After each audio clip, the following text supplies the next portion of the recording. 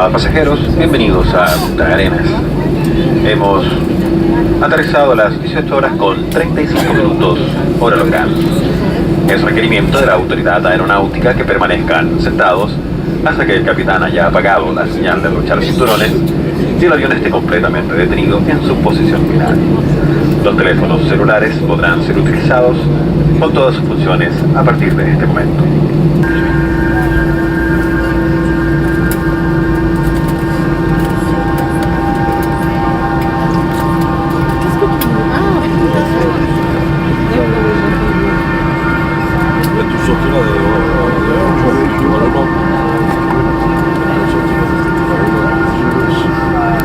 The mythical Strait of Magellan. Okay, can we take a picture of this? We will have plenty of opportunities. Now, in the highway, unfortunately, my dear Judy, I cannot stop here, otherwise my friend Carlos could be fined. But you know what? I have some ideas. If we come to the walk with me, I have some favorite spot for pictures for the strait, and that is Tierra del Fuego Island, the one that you see. No, that is Magdalena, but you will start seeing another one over there that I will tell our friend here, describe the place, his hometown, her hometown. I'm so glad to have her because not only is one of our part of our team, OAT team, is also a good friend, mom of a beautiful girl, very experienced in the region. I'm so glad to have her as well. Her real name, by the way, is composed name, but she always simplifies and says no. Her real name is Maria Jose. Okay? But we are a family and we're going to treat her as a member of the family. And in our French, we have a nickname for her. And everybody knows her as with the nickname. What do you think the nickname is? No. Knowing that there are blueprints from the construction of the carracks in Spain and Portugal, a man from Punta Arenas city, my city, from the Matasi family, these are a family of navigators. He thought, what if I get the blueprints? What if I find them, original ones? He did. He found blueprints of the carracks of the Victoria in Portugal. Bought them, got them here, and first built a small scale to see if he was going to be able to build an original one, you know, a 9 to 10 scale. And he did. So pretty soon, right now, if you look to your left hand side, you will see the replica of the now Victoria. We are coming back here tomorrow morning, but still, before we go into Punta Arenas, we wanted to show you that we're going to have a much closer, better understanding of what these people went through so they were able to circumnavigate the world. There is another boat. You notice to your right hand side a green and white one? There is a black one. We're going to talk about that one tomorrow. But the green and white one, this one here, yes, is called the Goleta Ancud. Does Ancud ring any bells? Yes? The Ancud. The Ancud is the one in charge of taking power over Magellan's Strait so that it would be Chilean. Without the Ancud navigating for 6 months to get here with carpenters, engineering, and the building of Bulnes Fort, probably Magellan's Strait would be French. Many French attempts to colonize here, to claim the jurisdiction, territorial jurisdiction of Magellan's Strait. Because of that, the fort was built. I'm talking 1843 on. 1847 we have the first foundation of Punta Arenas, and then close to 1888 we have the arrival of the first sheep to our city. So by the first years of the 1900s, Punta Arenas is a blooming, powerful Petite Paris, that's what it was called, in the middle of Patagonia. Headquarters of all of Patagonia, including Argentina, Punta Arenas. Let me show you to your left-hand side. You have another nice view of Magellan Strait. This is an industrial sector. We have some of the storage houses for some of our duty-free center stores. Most of them family-owned business. Our economy is also quite different from some of the most popular cities in the country. We still have tons of family-owned business, farms, stores, supermarkets, and it's actually great. Being so far from everything, a collaboration economy or a collaboration economical system works very good. So you're gonna see this, well, again, to your left-hand side, Navy base, and the black ship that you see here was one of the ones guarding the Beagle Channel during the conflict we held with Argentina from November 1978 to 1984, when we finally were able to sign a peace treaty. We're gonna talk about that tomorrow too. That was the awful war with Britain. Vamos The ahí. war with Argentina. We're entering Punta Arenas. Punta Arenas is 120,000 inhabitants. It's not that big, but it's not that small for being so isolated. Right now, number one economical activity is the coal mine production. We are extracting coal from an island. First year, the growth was 5%. Last year, that was higher than the Chile's entire country's growth. Still, controversial topic. These are open pits. The first one was opened last year. 3,000 acres of pit out of 19 open pits that are going to be open in a national reserve. I'm talking birds, penguins, whales, you name, natural beauty is there. So today, the opinion of the community is divided towards the extraction of coal in such a beautiful, pristine, protected area. Left-hand side, duty-free center. This is where we do our groceries. We get tons of importation. You know, Chile is free market, open economy, tons of economical agreements. It's still family-owned business. Tons of immigrants have their stores here. People from Arabia, people from Spain. But now we're on the 4th generation. So the great-grandchildren and grandchildren of these families are enjoying all the fruits of their family's labor. We get things from Argentina, France, Netherlands, Ben and Jerry's. My cappuccino, Ben and Jerry's. This is when I get it. Yes. So when I watch my movie, my soap opera, this is where I get all my goodies, and then I go home. Is that an oil rig out there? What was that? Is that an oil rig or what's that thing? An oil. That big drilling ocean drill. No, it's a ship actually. Ship. But I don't know exactly. That was here last night. Showed up. Could be a platform. See, we have a boat there, a huge ship with cargo that needs to be repaired. Probably this is one of the boats that will bring the stuff they need to work on the repair the other boat that is not sinking, but it's to the side of Magellan's waters, on the Straits waters.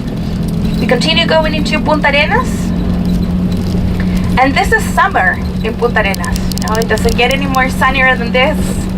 Then in winter time, we have about 5 hours of daylight. So this is when we go out, we ride our bikes, walk with our dogs. I eat our ice cream and enjoy the sun. It's vacation too, so we have a lot of people, and of course a lot of tourists, travelers, backpackers. They give that extra energy to the region during summertime.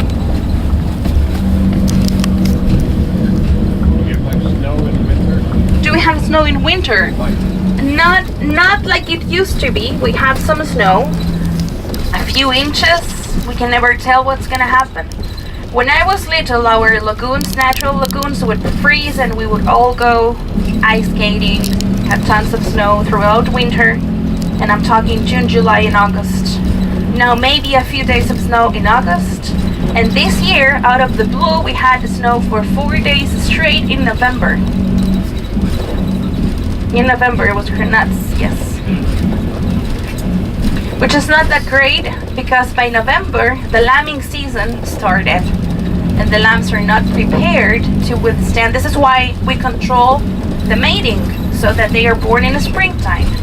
Wasn't really good, but still, we did not lose any of them, so it wasn't so bad.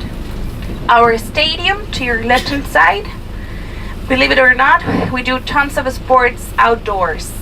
We have the soccer fields, and if it's raining, cats and dogs, 60 miles gusts of wind, doesn't matter, we still do.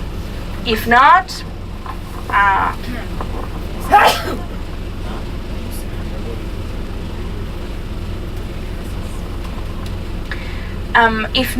it would be very difficult to fight the depression that naturally comes with the lack of sunlight. So we do a lot of sports. We try at least to walk and to have a lot of social life, especially in winter time. We spend tons of time with the family, and also in pubs, coffee places, pizza places, stuff like that.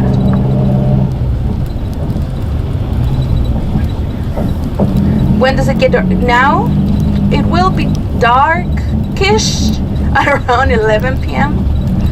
Yes. It does not get fully dark. We don't have the real deep dark night in January in summertime. Yes. So when we received 2015, you could see light, and we had our lookout into Magellan's waters. You will actually see the boat that I've been telling you about, the one that has a problem that needs to be repaired. And do you see the pillars? There's the to your 1210, 1215. That is the construction that used to be. Do you see the pillars? Yeah. Yeah? Yeah. That was it. Okay, the light was light. Tomorrow we didn't have the time to do this, so we want to get off and take this picture. It's one of the most famous picture with the down and the straight. All right. Two-masted sloop.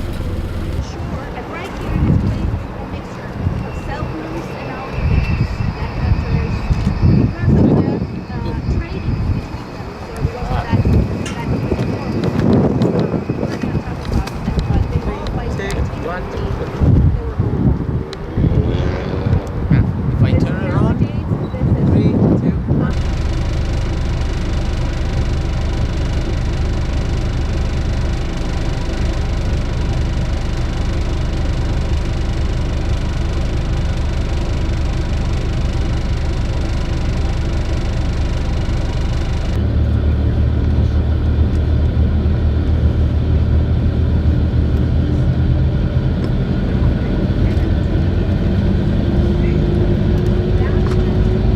So we have a very interesting question about the native groups. I would like to go deeper into this tomorrow, because right now we're very close to the hotel. And actually about the bounty. Yes, people got paid to get rid of them. It was either them or the gold or the sheep. and the first immigrants were not gonna find a common ground with them, you know? Like, no. The native groups of Patagonia are considered to this day the most primitive natives of the entire American continent. Meaning what? Meaning that when they would turn 40, they were actually, in their minds, their neurological development, everything, about 12 years old. They lived constantly in an imaginary concept of reality. So sitting down with them and trying to explain private property was gonna get you nowhere. They started hunting the sheep. It was easier than the guanaco, very good, and they were given alcohol too. So what happened? That process of extermination of the native groups, it's the one thing that I would like to talk to you in a greater length, because it has so many different aspects to it. We have one, the bounty hunters, we have missions, we have the social aspect of their disappearance, and we have to also understand that there were no nuclear families, there were clans. So when you wanted to hunt one, you were hunting an entire family group in their territory, because they were divided in different sections of the land. They were nomads. They have horses, and not all of them. Some Selknam, some Aonikenk. And then I will show you a map where they came from, why they were called like that, what does that mean, Aonikenk, Selknam, Yamana. And we will see that it was actually quite easy for these groups to get rid of them. They were very naive, in a way, to take them to Europe, to this human zoos and things like that. No slaves, just to show them off as exhibits. Okay, we are going back to the main square. I will give the microphone to my boss, to the boss, Alex. And again, welcome to Punta Arenas. And I have a few more things because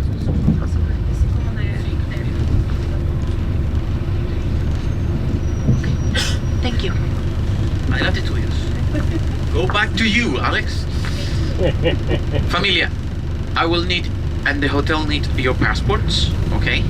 We need to make photocopies of it. We're going to do the check-in. You will go to your room and you will sleep until tomorrow if you want, okay? My point is, I always give options. For those who don't want to do that, you make the check-in, and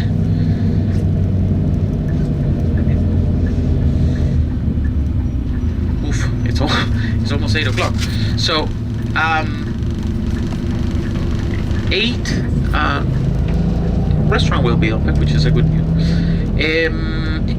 The idea is by 8:15-ish, okay? For those who wants to join us for 30 minutes, you know, walk around to show you ATMs, blah blah blah, and give you a couple recommendations for dinner if you don't want to have dinner.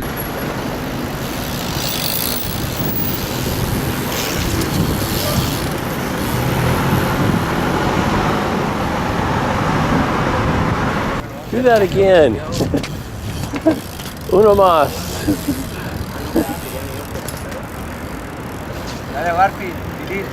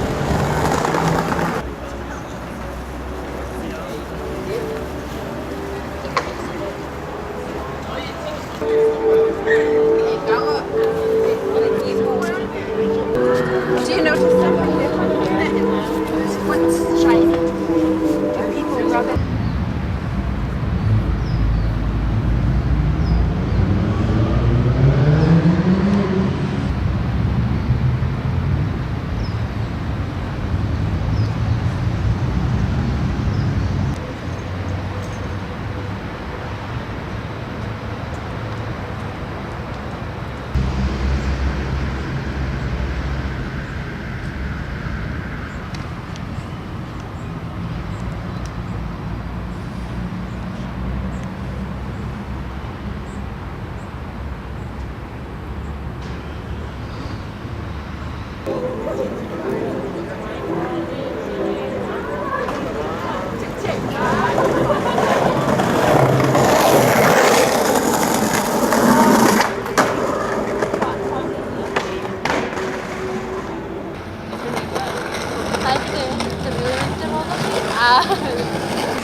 como si fuese mala. No me digas.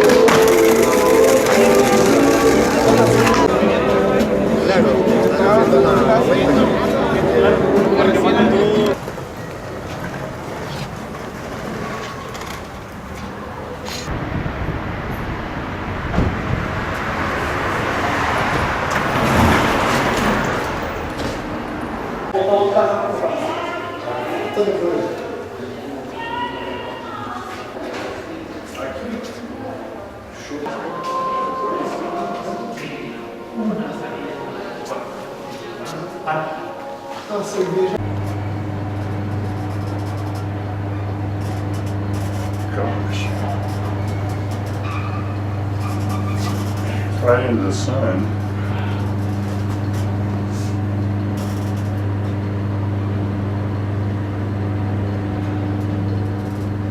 Looks like it's raining, but it's not.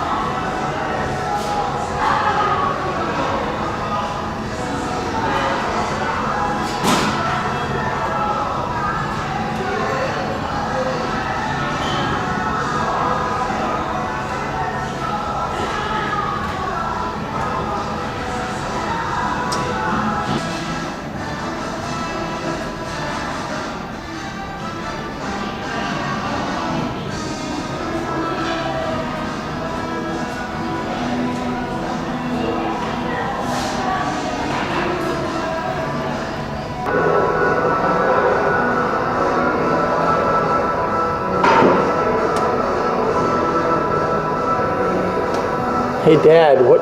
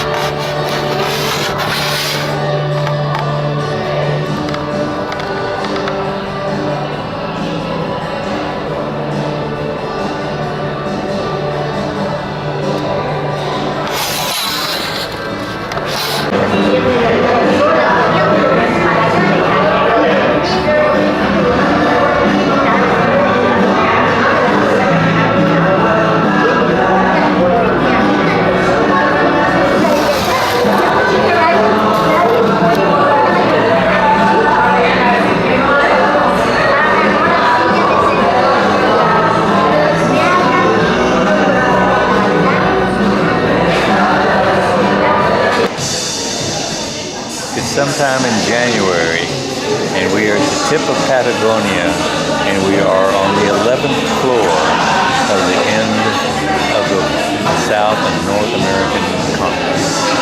Very end. Yes. Okay. Now take it again. Say we're at the 11th floor at the end of the world. I'm looking in. We are at the 11th floor of the end of the world. and this is the end of Patagonia, and it's a Punta Arenas.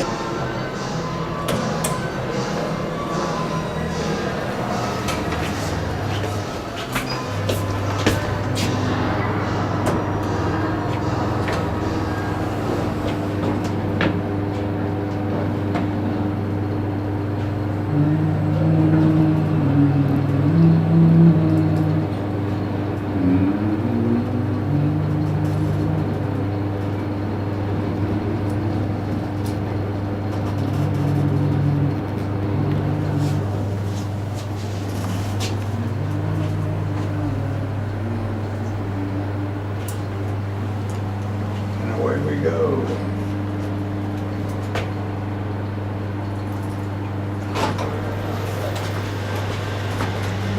Let's go down to this pizza place. Yeah, let's get a piece of pizza.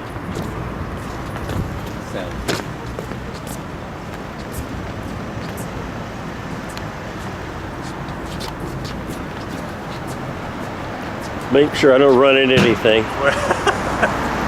Wait, you're gonna hit the trash can, and the lady trash can.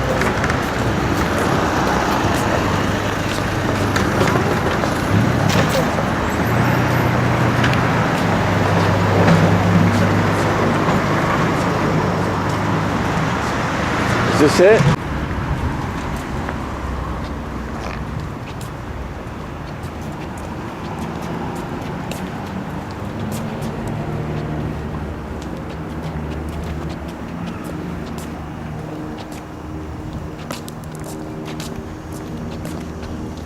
The sushi bar.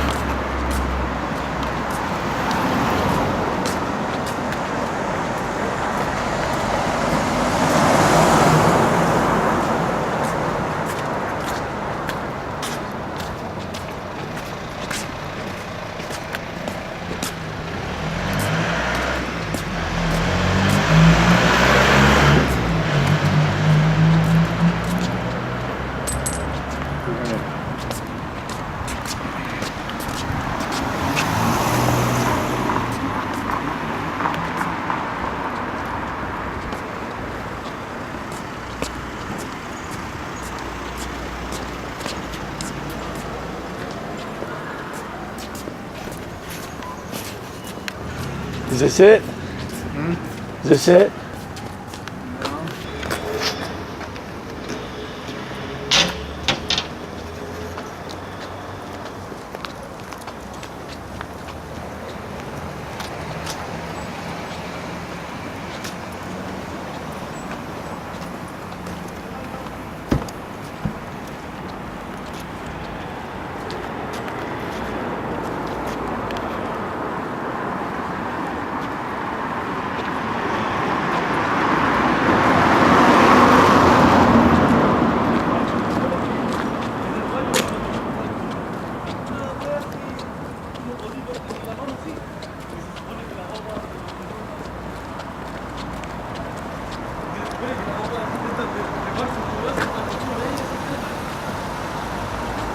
Let's go.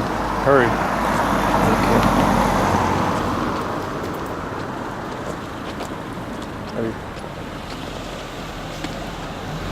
Should we take a ride here and go back to the? Yeah. It's on that block.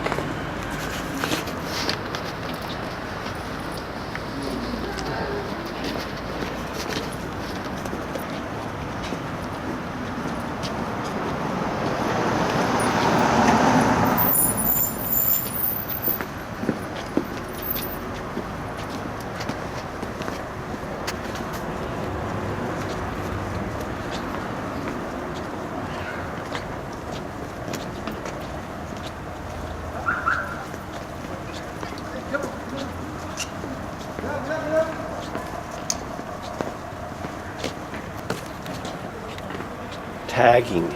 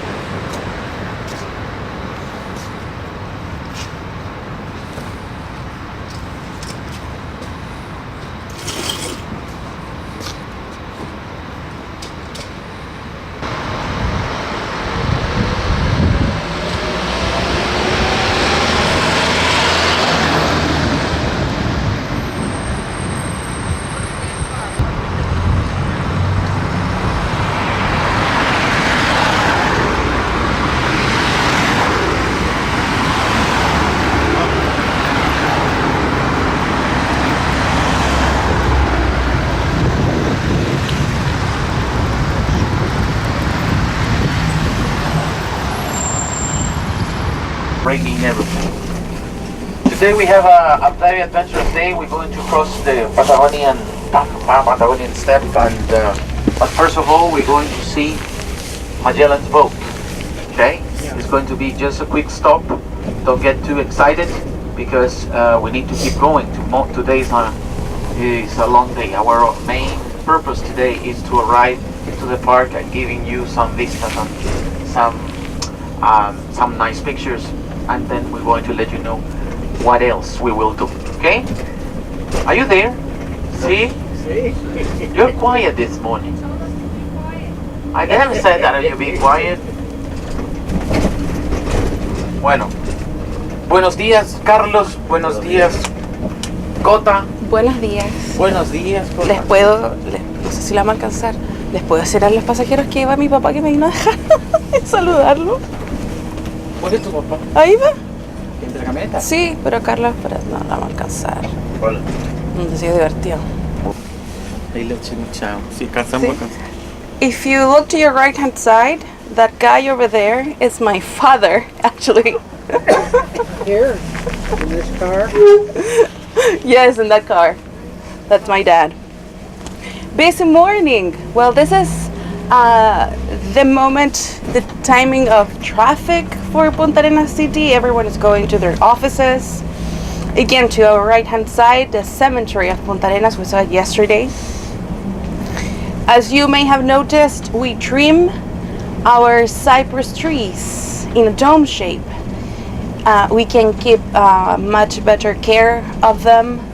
That way they're able to withstand the wind. Actually, when we go into the park, we're going to see that in some areas the dome shape is nothing but intelligent design. The more wind, the more dome-shaped shrub and bushes we're going to see. So what we are doing, trimming our trees like that, is imitating the intelligence design of nature for such extreme wind condition of the city. That was my dad. Again. Okay. We're driving to now Victoria. Let me tell you, we are going to do that in 3 different stages when we go in. The Nao Victoria has a storage area that is sería primer piso, the base of the Nao. That is the area that used to be a storage, and where all the trading would have happened if Magellan would have been able to reach the Molucca Island straight from Spain as he was thinking. So that sector was filled with wine, with little souvenirs from Europe, animals, and when I say animals, I'm talking about a cow that was right there. Only 2 people were allowed in that area. I'm talking about the carpenter and the man in charge of all the goodies that were kept in this storage room. It's an area that it's quite dark, that we have to remember was very humid, where the smells were extremely strong, that from time to time members of the crew could, smell all the scents going up through the Nao. The carpenter had to make sure that all the holes were kept sealed because water would go through. So there was almost constant evaporation in that area. At some point they had to create kind of a pump to remove all the accumulation of water to be able to continue navigating. Plus the sound of the animals, the cow and a few hens, kept the crew with better spirits. It also had a psychological effect, very similar to what we see today in pets allowed in hospitals. Gracias. Nowadays, we know that the presence of animals releases stress from us, that actually having pets is quite important to us. We feel better, we calm down. So it was not only the fact that the crew was told over and over again that they were going to have a barbecue at some point, but the presence of the animals kept the crew less stressed. If you could say stress, it was more about traumatic experience for them, especially as they were navigating the Atlantic and entering a strait, and then the way out to Pacific Ocean that is actually not quite Pacific. The second part, as we go up or when we go to the storage area, is the sector that was used for the crew to sleep a little bit. We're going to see that there is a very, very enclosed small room or level with a few hammocks. If you were not on duty, you could sleep for a few hours, if you could sleep in that area, quite dark. And let's remember that if you needed to rest, that place you were going to was right in between up deck and the storage. So you were exposed to all the smells coming from the storage part. A few things got rotten too, so let's just start adding to the experience. After that, we're gonna go carefully to a four area where we're gonna find the room of Ferdinand Magellan. Instead of having small sections divided of that area, they had an open room with a bed for Magellan, but it was used as an office, headquarters for the expedition. So they probably had a few desks, measuring tools, meetings were held with Sebastian, Elcano, and other people going in. Let's also remember that mutinies, it's different from today. Mutinies were communicated to the one in charge. He was told what was going to happen. People had a very different way to carry themselves. So that would be an area where Magellan had to sleep, but also had to hear a lot of threats. Yes, Magellan did not find himself in an easy leadership position. The crew was polyglot, not only from different countries, but also a polyglot, a complete different background and complete different expectations from this expedition. Some of them could not care less about the mission that Magellan found himself in, this turning people into Catholicism, or could not care less about the expansion of the European crown, but more on the money.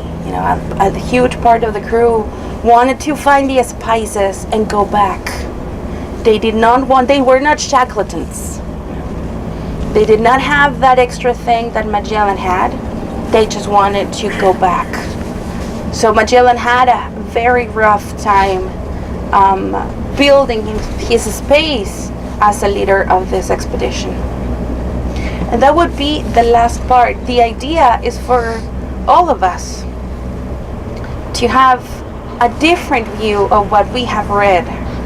Of course, the now is not on water, but when we have navigating in the system that is what we consider technology today, it's very hard to imagine that you can set sails like that, with pieces of cloth and rope, and a ship like that navigate for almost 3 years. Let's also remember that they had tons of issues with water. They were not prepared to bring fresh water for such a long expedition. They had tons of problems with that. Today it would be unthinkable. unthinkable to depart without water. And that's actually one of the questions that people first ask, can I drink the water on this boat? Will I be given water? And one more thing, we're almost there, one more thing, quite interesting too. They were able to get food, animals, when they enter Magellan Strait. They talk about the silly goose that they hunted for hundreds. The silly goose that was all along the shore, that was black and white, so silly that had difficulty walking and was really easy to catch. But here's a hint.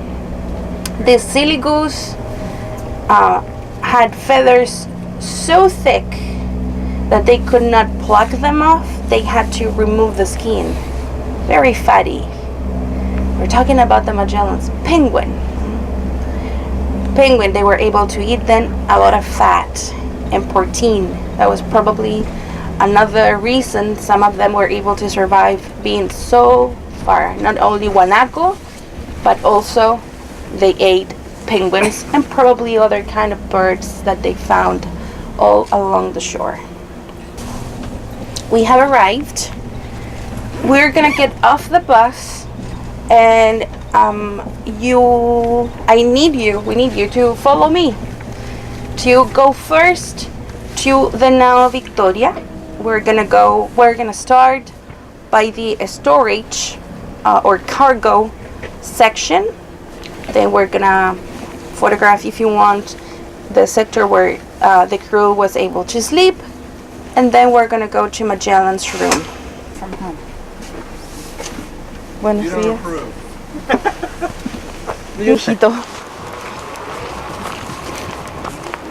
Yes, Ferdinand Magellan was the man that was able to circumnavigate the world, or his expedition was able to circumnavigate the world, departing from Spain in the year 1519, arriving to Magellan's Strait, that is actually right here, right there, November the 1st, the year 1520.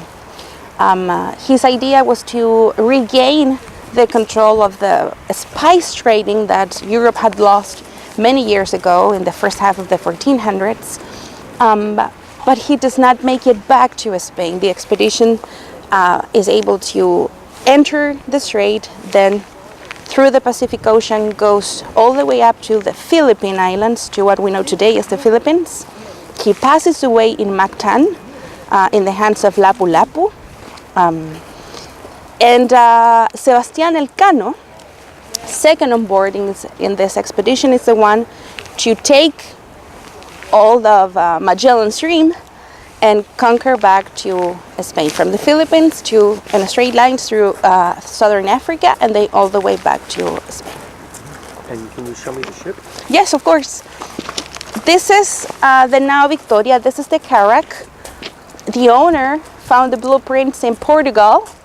He was able to rebuild a 9:10 scale, so it's almost an exact replica.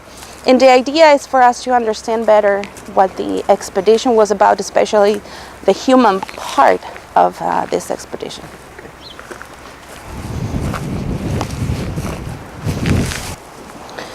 Okay, so the levels we were talking about, or sections we were talking about, are right here.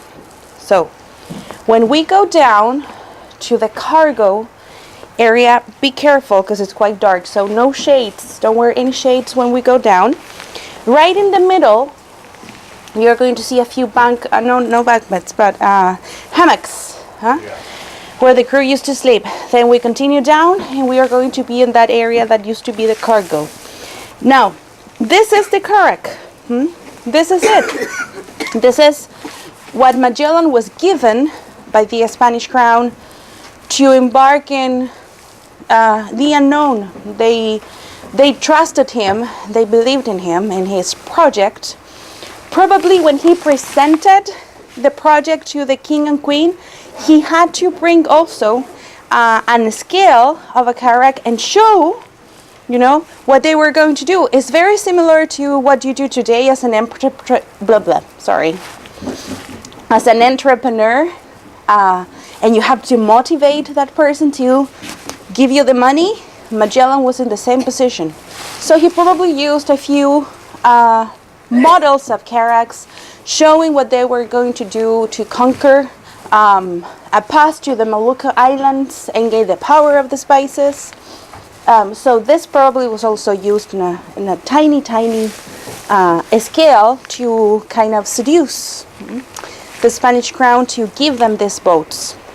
As you see, there is no space for fishing. For what, fishing? Fishing. Okay. So the carracks had these two covered areas to shelter yourself. If you were not on duty, if you had a few minutes to rest or to stop doing what you were doing, you could come here and protect yourself from whatever weather condition. Also, the kitchen was a mobile kitchen, just like you see there, kind of a barbecue area. If you were a member on Magellan's expedition, you had a right to 3 warm meals per week. So you knew on a Monday that on Tuesday or Wednesday you would be given some warm vinegar with a piece of jerky to eat. That was actually very good for them. Now, probably when they were thinking about the 3 warm meals, they were thinking of the Mediterranean and not what you experience today. We're actually using very nice clothing compared to what they had in the same year, the same month in 1920 when they entered the strait. Be careful, the very last step is shorter. I would like to, I'm gonna use the other stair to help you downstairs. Just go down.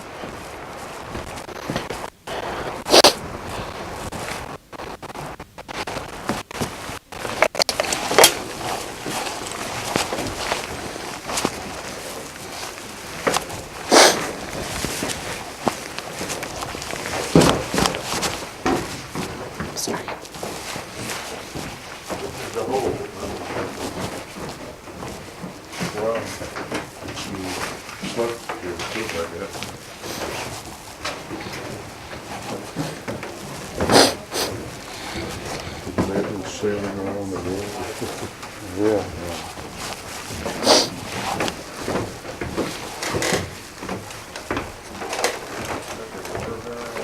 This is shorter. Got it.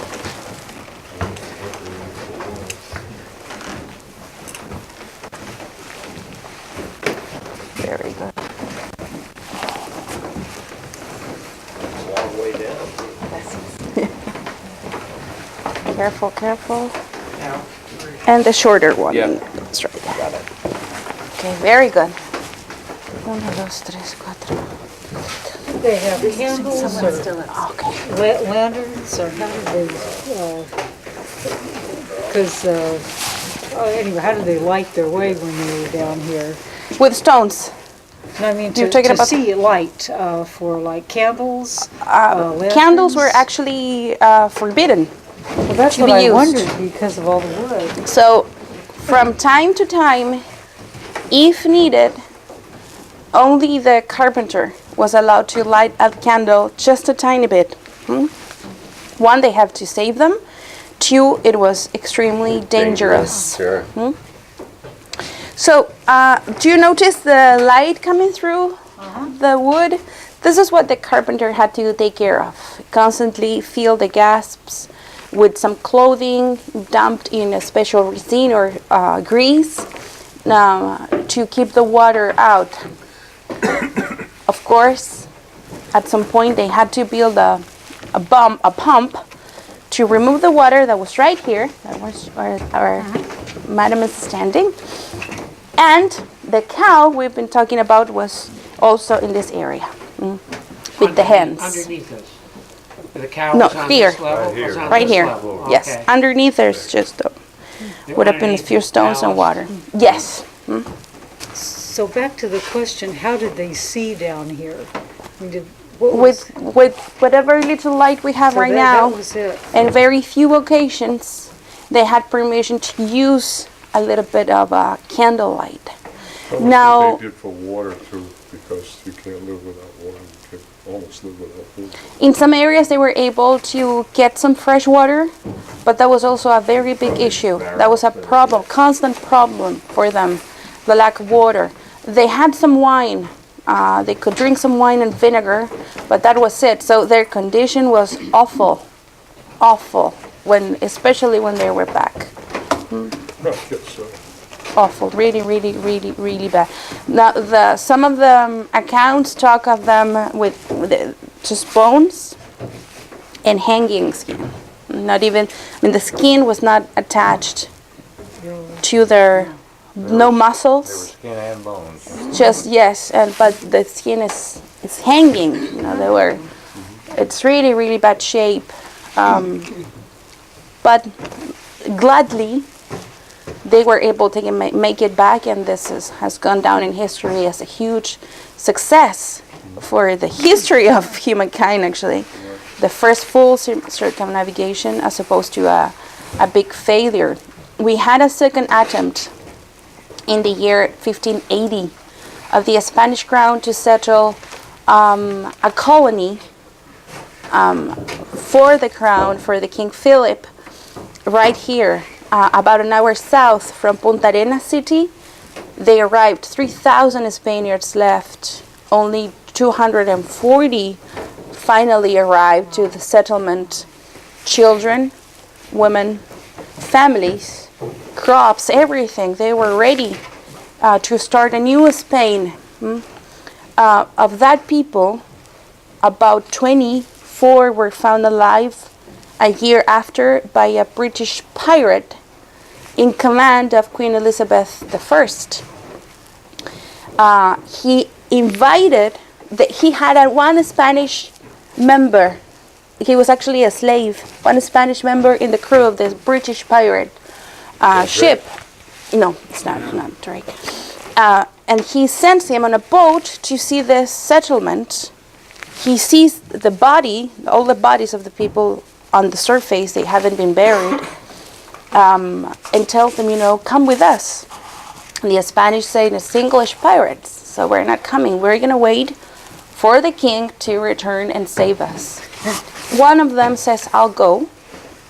And he runs away in another port, it's still in Chile, in Quinteros, what today is called Quinteros, and he's the one to tell the story. But all of them died, including, of course, the children were the first to pass away, so no one survived.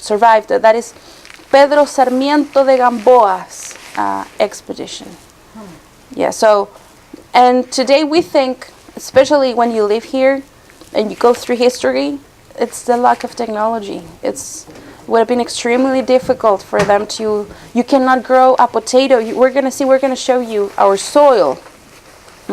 So Charles Darwin was right if you read what he wrote about us, about our land. Very poor, very dry. You will see the effect of the wind erosion.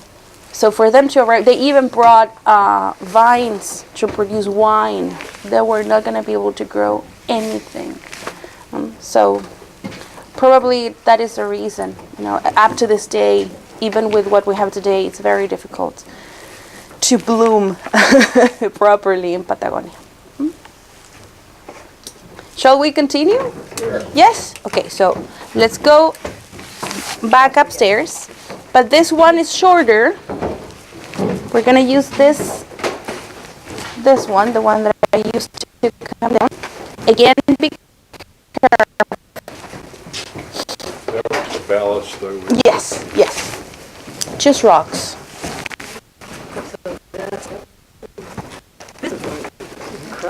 Yeah.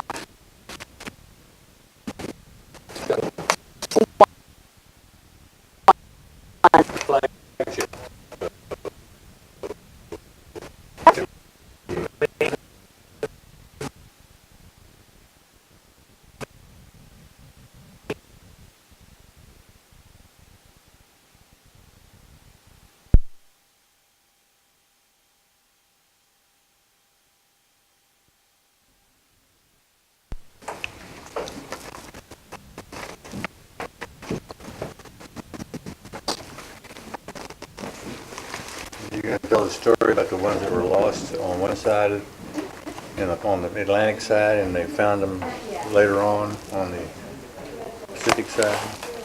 Where, When they went to Bahia Inútil. yeah. Yes.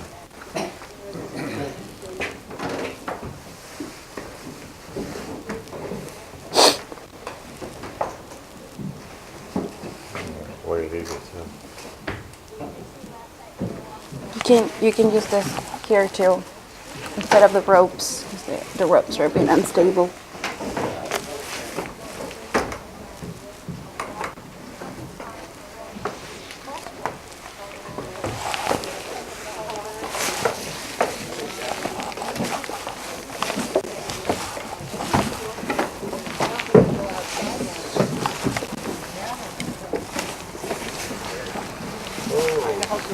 That's all right.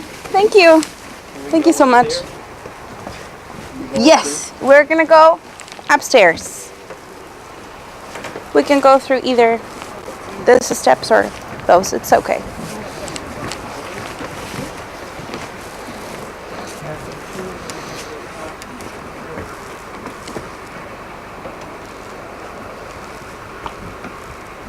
Go ahead. No, I'm going to stay. Thank you.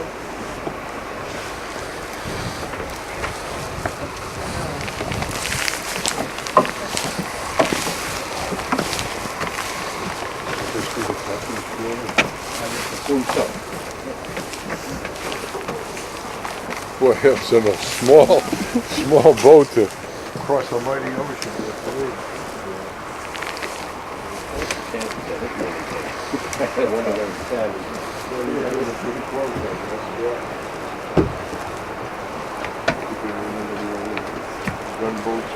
Wow. Some of them had an amazing number of cannons on them.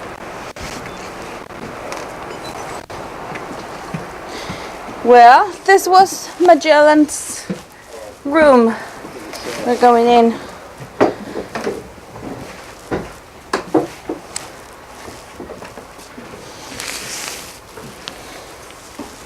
A well-fed, wealthy man of the 1500s was in average 1 meter and 48 to 50 centimeters tall.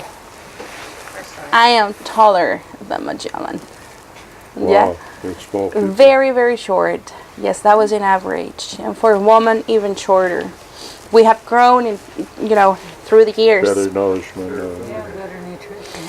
Better nutrition. And the average, the life expectation was 65, 68. Magellan was in his 40s. So that was it. If he was gonna make it, it was not gonna be over 20 years, but that was when people are over their 85 or 88, would have been to be 60 something in the 1500s. So he was right at the right moment to go through the expedition. He was actually the oldest in the expedition.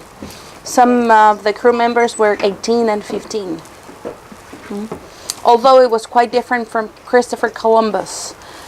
People that navigated with Magellan already knew that the ocean blue had been already crossed. In Magellan's room, we know they had a kitchen. There's one place where replica is the one when Fitzroy Captain was in charge, navigating with no less than Charles Darwin. Yeah. The one that brought all the nonsense to the boat. All the little stones and birds. They were trying to throw his stuff off the boat. What are you doing? What would they feed the cow? What would they feed the cow? Exactly. Hay. Yes, they brought special stuff for her. Poor thing, turned into barbecue later on. For leadership. Absolutely. Complete trust. Yes, and we studied that in business school. Yes. Like his determination to not to be the one holding all the responsibility, but to make like subdivisions on duty and trust And one back for his crew. Too. Yes. Yes, and yeah. That's a great story. It's beautiful. Today. Yes. Although this is something I heard, but sometimes you share kind of that the Antarctic trips were seen a lot more like ego trips. I know it sounds a bit harsh, and the only thing I want to add is that we sometimes forget the human side of the story. To let this moment also be of those questions. What was he thinking? You know, what did he feel? Did he think of his wife and his 2 children back in Spain? What was his heart feeling? Was he in pain? Was he happy? What has to be that extra thing in a person to be able to go through, to pull through all the odds? Because when he entered the strait, everything he was expecting did not happen. No spices, no tropical trees, nothing but the pampas, the forest, and the wind. The church says that the earth is flat, but I know it is round, for I have seen the shadow of the earth on the moon, and I have more faith in the shadow than in the church. Who said that? Gil or you? Ferdinand Magellan. Oh, okay. Coming from a deeply religious man, the idea of this, of sharing these words from Magellan, is to remember the human part of this. This is something that we also find in Charles Darwin, that we find in Shackleton, that we find in many people that are able to see through what's established and do great things. Ya. Permiso.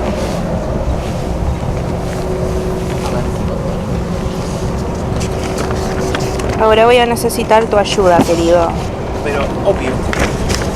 Primero quiero mostrar nada más un poquito dónde estamos, así como para remarla, ¿sabes? Es parecido al que ellos tienen ahora que les pasé verano. ¿Sí? Sí. ¿Dónde está el mic? Microphone. Ah, y él con su GoPro. Ella la GoPro. Ella la GoPro. Ahí va a cargar más. All right. Okay. So we want to show you where we are right now. ¿Y qué es lo que vamos a hacer? Okay. This is Punta Arenas City. This is Magellan's Strait. So this is the very last corner of the continent. Talking about America. We left Punta Arenas and we're driving north to Puerto Natales City. This city is Rio Gallegos. This is Argentina. Atlantic, Pacific. From Puerto Natales, we continue to go north to enter Torres del Paine National Park, and then the closest city, it's not right here, but it's Calafate. So Punta Arenas, we're 2 hours away by land from Rio Gallegos, 3 hours away from the closest Chilean city, that would be Puerto Natales district. This is big island of Tierra del Fuego, the Fireland, and here we have the Beagle Channel, and this is the area of the conflict we're going to talk about right now. Okay? So we're gonna get closer with the help of our assistant to that very last corner. Closer to Alex. Alex is going to show you the Beagle Channel. The red line you see there is the one that we have always had with Argentina. The line follows the current of the Beagle Channel towards south. According to the Chilean interpretation, the waters continue to flow south and they do not turn down in Navarino Island. The Argentinian interpretation is that in Navarino Island the waters turn Hence, the three islands, Picton, Lennox, and Nueva, would belong to Argentina if you follow that interpretation. But if the waters continue to go south, the islands are actually Chilean as they are today. When was the conflict? The date? 1978. Now, muchas gracias. Now, in terms of conflict, it would not be fair to say that this started in 1978. Issues regarding borders are only natural between countries that want to grow. We have had issues since 1901. We have been able to solve almost 60 issues regarding jurisdiction, territory, borders, ice fields, Patagonia, northern frontiers, etc. What was the difference in 1978? The difference was the leaders. In 1973, our country went through a military coup. And the country was in charge of General Augusto Pinochet. Have you heard about him so far? Le conté la historia muy bien de yo hice una tesis de todo Chiloé hablamos más o menos. Okay, so I don't think I need to talk about him.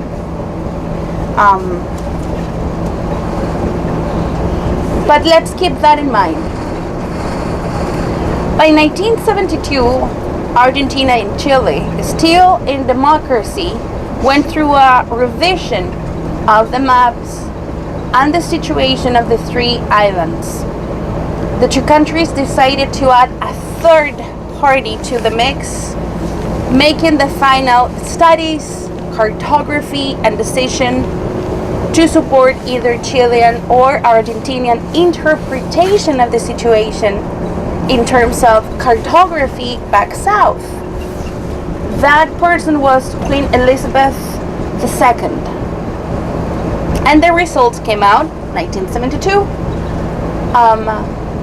Queen Elizabeth saying that Chile was right. So the islands belong still to Chile, and the Beagle Channel division should be always the same. Now, of course, to a future economic interest, maybe today it doesn't seem that important, but in the future it will be. Argentina has no way out to the Pacific without the jurisdiction of those three islands. So for future investments, for a new door towards Pacific and Antarctica, yes, it is important. So we go into military government. ¿Tú usaste la palabra dictadura o military government? Military. ¿Tú eres de derecha o de izquierda? Yo, más allá que la concha. Para tener cuidado con las cosas, porque no sé qué. No, porque les conté que mi papá había muerto en el 73 y todo lo. Perfect. Okay, so now you know, because of the introduction that Alex did for you, what the country was going through in 1973. Argentina they had their own military coup about 2 years later than us. And the profile of the dictator is very special.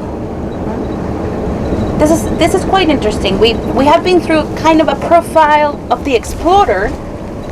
Now we enter the profile of the dictator. And we need to talk about someone very special. And this man is Leopoldo Fortunato Galtieri. And this is a dictator that you need to multiply Pinochet by 1,000, and you would get closer to the profile and the mind of this man in Argentina. He does not have the support of the people. Argentina is actually going through a very rough time. He knows he is not loved and trusted. So he decides to go plan B. And plan B is to name external enemies. Number one enemy of the Argentinian people, Chile and Pinochet. And these are things that are told on television and radio over and over and over again. Number two, England. The reason we have stolen these 3 islands from Argentina, and England has stolen the Malvina Islands from them too. But in Malvina we're talking Atlantic, you know, very, very close to them. Ojo que Malvinas no distinguen que son las. When I say Malvinas, I'm talking about the Falkland Islands. Yes. So the tone of the discussion changes. This is no longer an issue, but this is a threat of Chile towards Argentina. And Galtieri sees this as an opportunity to regain the heart of the people by conquering and gaining back what belongs to their people, again to Argentinian territory. And the boiling point of this issue comes in 1978. November 1978, Argentina shuts down the borders. We cannot connect with the rest of the continent by land. It causes a huge effect on our economy. Oh, we need to make a pause. We're gonna push pause because we have, oh yeah, to your left hand side, a lesser Ria. Only a few minutes away from Punta Arenas, we already enjoy wildlife. Por aquí, porque tienen uno muy cerca ahí que... Ay. 1, 2, 3 rias. Lesser ria. In Chile, all the rias, we call them ñandús. But in reality, the lesser ria is a choique. The ñandú is the greater ria. Ñandú is a word that finds its etymological roots in Paraguay. This is the Guarani language, the native groups of Paraguay. The original name is ñandú azul, the big spider. When you see them running, they actually look like a spider going up through a wall. They don't run even, they kind of move to the sides, yes, using their wings to control the balance. They nest on depressions on the grass. Nothing too fancy, but still the male has to take care of the nest and make it inviting for the females. The females will lay the eggs and he will incubate them. He waits for them to hatch, making sure that some of them are broken. And the rotten eggs will infect the nest with bugs. And that will be the first diet of the freshly born ñandús. When they are babies, we call them charas, the little ones. The male will be the one to take care of them, make sure that they are safe, guide them to good grasses, away from predators, and they will stay together up to 3 years. 3 years before they enter adulthood. So it's a long journey for daddy. Sometimes we see big groups of them, and our tendency is to think that it's females. It could be a male with 2 or 3 year olds that still are not ready to go into adulthood. That means for the ladies to go and lay the eggs and graze and eat grains or bugs or whatever they find. And for the males, start preparing nests and invite the females to lay the eggs for them, and then they will start taking care of their offspring. This was also part of the basic diet of the land hunters. Our native groups used the ñandú as a sort of protein. They also used to not drink but suck the marrow of the bones. Another very good source of good fats and protein, and sometimes mix the marrow with calafate and make little truffles, dry them up and carry them along as they were walking, eating like it was like their M&Ms. We're gonna start moving the bus. Somehow on set. M&Ms, yes. The tendons of the rhea are quite strong. When they are dry, they are almost like the strings on a guitar. So they were very good for the natives to be used to tie up the arrows. So the yandu was not only a source of food, but a very good source for instruments. I'm not talking music, but I'm talking about the building of, designing of the arrows, their tents, as ropes, the skin, everything could be used. Yandu. Now, going back to the issue with Argentina, what happens in 1978, I'm talking November, the Argentinian leaders decide that it's a good time to invade Chile. Target is Punta Arenas city. They claim that after conquering Punta Arenas, they will be able to enter Valparaíso, and then La Moneda, that's Santiago de Chile, that's our White House, in just a few days.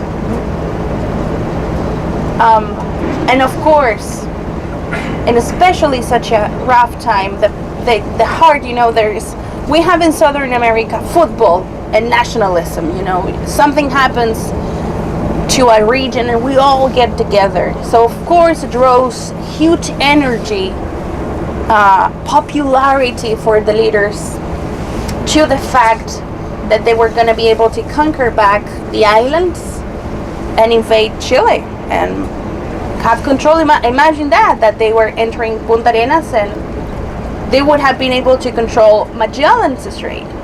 So it was very good news for them. Plus, Chile was in a very, very bad shape in terms of military investment. We were going through difficult times. We could not buy any weapons from any other countries. So Pinochet's idea or goal was to let the conflict linger.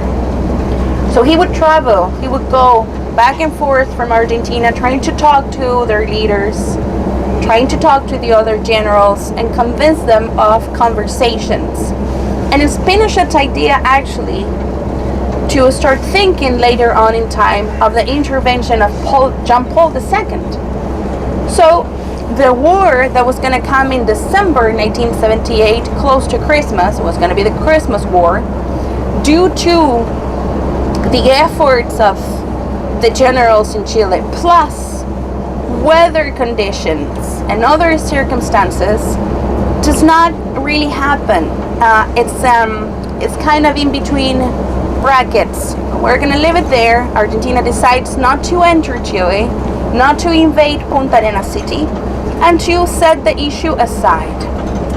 Little did the generals knew that only 4 years later, their own leaders would declare war to Margaret Thatcher. A big fish, and this is another part of the profile of the dictator. Chile is not that important. Chile is not going to bring that much popularity. Some people don't even know what Punta Arenas is. But if we go after the big fish, that is going to get me a much, much better ranking point in popularity and the gaining of the trust of the people. 1982 comes. I will not go into details about what happened, about what is still an open wound in the Argentinian pueblo, the Argentinian people. And Margaret Thatcher answers back with an iron fist. Plus, she was going herself through tough times with the miners' strike, with privatization, people were not very happy about her government or kind of fractured in their opinion about her, and the opportunity comes. So using less than 10% of their military power, they're able to win the war. That was actually not really a war. What was that? Oh, don't worry. We're gonna see another family of Yandus. What happens? Chile signs a treaty to make amends with Argentina. But Argentinian leaders are still thinking that they will be able to enter Chile after the war with England. After Malvinas, Argentina goes back to democracy.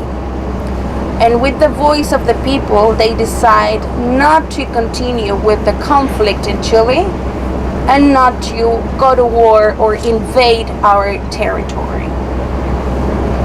We finally signed the peace treaty in 1985, and the Pope comes to Chile in 1987. I still remember when the Pope came to Punta Arenas city. He was not only a voice for the Catholic Church, he was a voice for those who did not have a voice during those years. I remember my mom's tears at the stadium and his blessing that the two countries would never go through such a conflict ever again. So today, this is only a story. Some people don't have no idea what happened during the conflict over the Beagle Channel and those 3 islands where actually no one lives. And a lot of Argentinians cannot connect the Malvina War with the Beagle Channel conflict with Chile. And there is something that you have to know. When England came to this part of the world to enter back to Argentina, they needed a helping hand. They talked to the Air Force General, Matei, asking for logistic support, mainly information. So that would be Chile supporting England to win the war with Argentina. And the answer was yes. A big sounding yes. In Pinochet's mind, if England wins over Argentina, Argentina would have had less intentions to enter Chilean territory. So he sees this as an opportunity to protect Punta Arenas and to protect Chile from the Argentinian invasion. So yes, Chile did support England during those years. Then again, not every Argentinian is able to connect Malvinas and Beagle and why Chile or the generals supported England with information, what they were doing, the movements of Argentina throughout the land, spies. And this was actually something that Matei alone had to do because Pinochet did not want the other side to know what we were doing, what they were doing here. I know a veteran of 1978. He was actually only 21 when he was a member of the Air Force on the trenches in northern Patagonia at the very end of an Air Force base at the airport. There was the trench, and only 50 meters away was the Argentinian trench. They could see each other without any problem. And he tells me that one day, November 12th, 1978, they see one of the Argentinians waving with a t-shirt to the Chilean trench asking for permission to approach. And this Chilean says, let's talk to the Master Chief. What did he say? Okay, let the Argentinian come over. And the Argentinian had something, what I carry with me at all times, like this. This is hierba, or yerba, mate, the mate leaves. We drink our beloved mate. And he's carrying a bag of this, comes to the Chilean trench and asks, if we could share mate, because they did not have any sugar, and the Chileans had a lot of rancho. They have very good food. They have sugar, they have candy, they have this really yummy survivor cans with everything you would need, including tobacco, cigarettes out of their ears. And the Argentinian soldiers didn't. So it was a good chance to share. This is day one. A few days later, all the Argentinian guys knew that one of the soldiers on the Chilean side had a 4-day-old daughter waiting back at home. But this situation at some point had to change. So their Master Chief decided to tell them, this is the last sharing mate moment. Now everyone is going back to their trenches, because at some point you're going to have to make a decision. Are you going to shoot your friend, your buddy? How are you going to do that? So, goodbye, nice to meet you. Let's remember that we're just about to go to war. That was the conflict. That was the feeling of the soldiers. Smoking, sharing mate, talking about their newborn daughter. That was it. War does not come to happen. He's able to go back home in December, waiting to see what's going to happen with the conflict. Then 1982, then 1985, then 1998. Chile is back in democracy, and we have this beautiful open areas for aircraft. And now the soldier is a Master Chief. He's very good in logistics, he has tons of recognition, and he's given the task to give land support to the planes that we have in Punta Arenas, take them to the open market in Santiago to show them. And this is something we do every few years. It's called FIDAE. It's an international feria, and we have the Air Force from the United States, from the Netherlands, from Poland, everywhere they come, and we have this beautiful parties, and you can see the shows. You actually walk in and they have the Top Gun music, because it's all about, having fun and making good relationships with Air Force of other countries. And this time, the Chilean post and the Argentinian one are right next to each other. And remember what happened with Malvinas. So that's not going to be easy, being right next to them. So people feel betrayed. Plus, some of them were in opposite trenches in 1978. So this Chilean, now Master Chief, sees that one of the Argentinians is carrying a very special patch. It's a patch that only veterans from Malvina War can wear. This is a patch that says Malvinas Argentinas with the 2 flags and 2 golden laurels. All of the Argentinian soldiers can wear the Malvina patch, but only veterans that were there in Malvina War, that went through it, can wear the 2 golden honor laurels.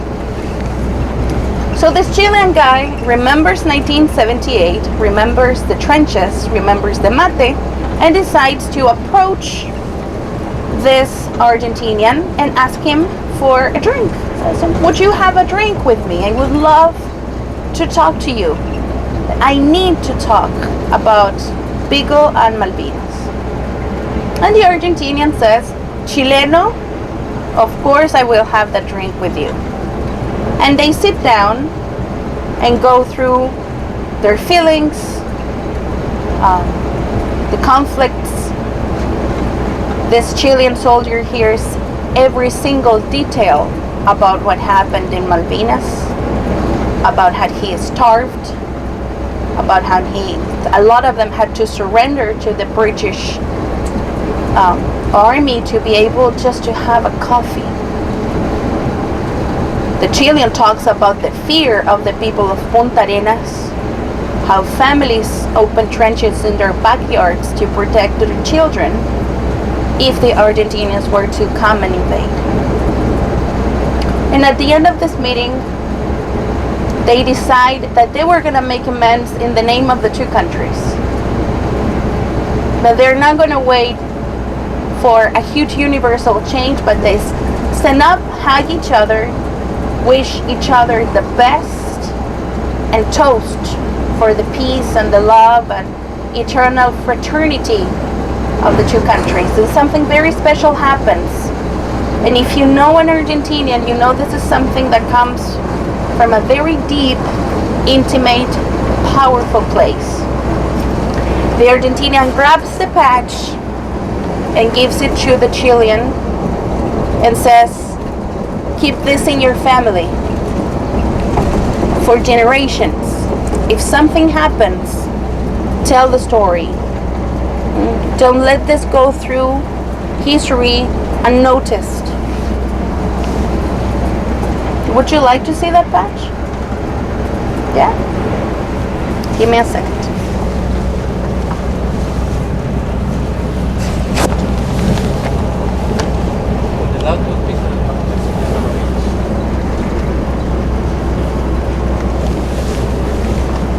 This is the patch. As you notice, it says Islas Malvinas, the Argentinian flags, Malvina Island, and the laurels. So this was given and was worn by a veteran. And this is the soldiers, the Chilean soldiers' name. My name is Maria Jose Cabezas. I am the 4-day-old. This is my father, and this badge was given to my family. Through a toast, conversation, and the crazy idea, my father, he is like that a microscopic change can have an effect in history.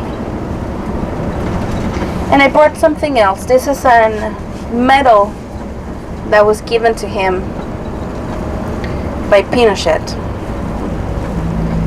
I know it's in a very, very, very, very difficult place, but it was given only to those who were serving when the country was back to democracy. So in a way to say goodbye, he gave them this medal. It will also be in the family. Pinochet, Galtieri, history of Southern America. The medal says, Por Chile, misión cumplida. To Chile, mission accomplished. On the other side, it said something that I have learned through him. La patria está por sobre nuestras vidas. The country before our own lives. I brought this because I know that you can Google about the war. I know that there are tons of papers, documents, but I'm sure that you will not hear about something like this. So it's a bit private, I know, but I'm also positive that this is something that you're going to take in your hearts more than in your thoughts.